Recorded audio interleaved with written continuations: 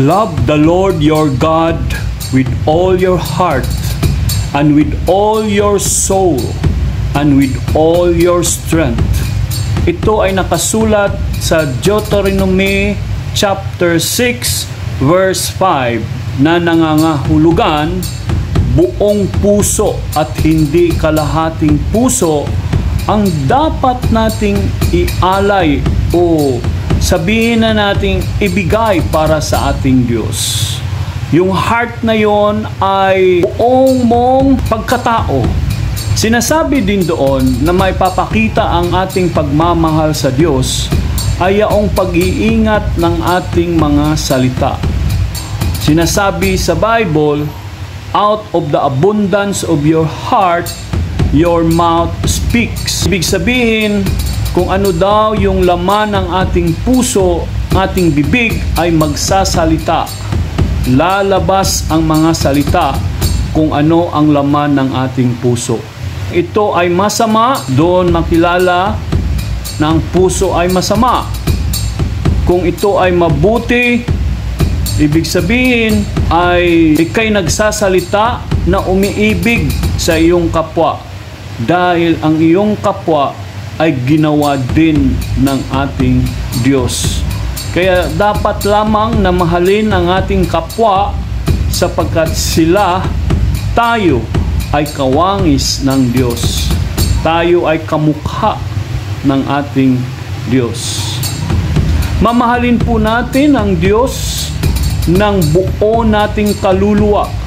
Nangangahulugan sa ating kaluluwa ay naroon ang ating desires, ang ating mga pagnanasa, ang ating mga emosyon. Paano mo maipapakita ang buo mong pagmamahal ng iyong damdamin sa Diyos? Kung ikaw ay naghihirap, sinasamba mo pa rin ba ang Diyos? At kung ikaw naman ay masaya, pinupurihan mo ba at pinasasalamatan ang Diyos? Doon natin maipapakita sa ating mahal na Diyos ang pagsamba sa Kanya ng ating buong kaluluwa sa pamamagitan ng ating emosyon. Kung tayo ba'y nananalangin sa Kanya, naroon ba ang pag-iyak at pagluha na taimtim na paghihingi ng ating mga pangangailangan sa Kanya? Ang ating bang kaluluwa ay nagnanasa na Siya ang lagi nating kapiling sa buong araw, sa buong oras, sa buong minuto? Kasama ba natin ang ating Diyos?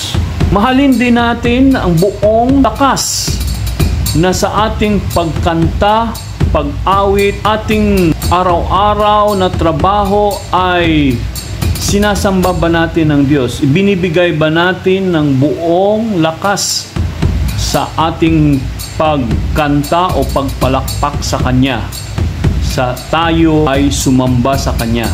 Dito natin maipapakita sa Kanya ang ating buong puso, buong kaluluwa, at buong lakas at buong espiritu sa pagsamba sa Kanya, bilang paalala sa Kanya na Siya ang ating Diyos, na Siyang naglikha sa atin, nagbigay ng hininga araw-araw, na nagbibigay sa atin ng lahat ng ating pangangailangan, at lahat-lahat ay galing sa Kanya. Kaya binabalik lamang natin sa Kanya ang ating pagsamba ng buo.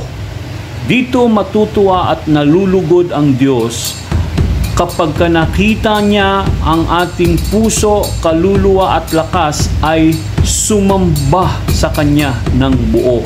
Hindi kalahati, hindi 1/4, hindi 3/4 ng pagsamba, kundi buo, wholeheartedly.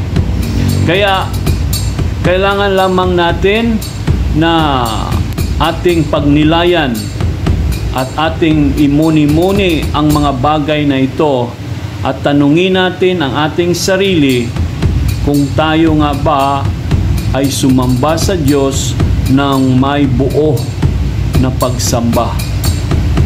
Hindi naman lahat tayo ay perpekto Subalit, sinisikap po natin na ating mabigyan ng kaluguran ang ating mahal na Diyos. Ipapakita natin ito sa ating pananalita, papakita natin sa ating mga actions, ipapakita natin sa ating mga gawi. Purihin ang Panginoon sa kanyang kabutihan.